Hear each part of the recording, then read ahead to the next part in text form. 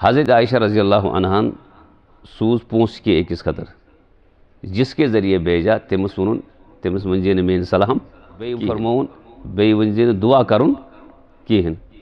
بیم سات تمس پونس دکھ اتس مز دیزن کہ بستر سے مز تھجی بستر سے پٹ کن جائے آپ اور ہم کیا بولتے ہیں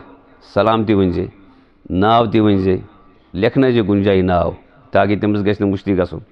بی ونجے سہ ہوتی روزان سورے کی اس ونان حضرت عائشہ سے انہوں نے کہا سلام کیوں نہیں دعا کیوں نہیں اتس مز کیا دمنا حضرت عائشہ نے فرمایا جب تم اس کو میرے لیے دعا اور سلام کہو گے تو اس پیسے کا بدلہ تو دنیا میں ہی مل گیا مجھے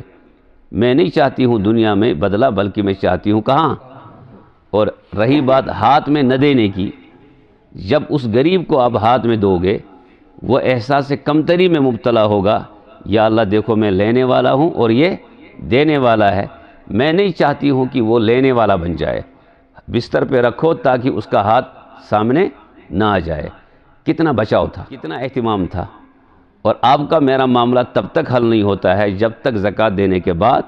صدقہ دینے کے بعد رات کو باضابطہ ریکارڈنگ کے ذریعے پورے کشمیر میں نہیں پھیلائیں گے اچھا ضروری اعلان کروں کہ میں کیا کروں یہ کیا ہے اس کا مطلب ایک کمزوری ہے آپ میں مجھ میں کہ ہم عین شریعت کو زندگی میں لانے کی کوشش نہیں کرتے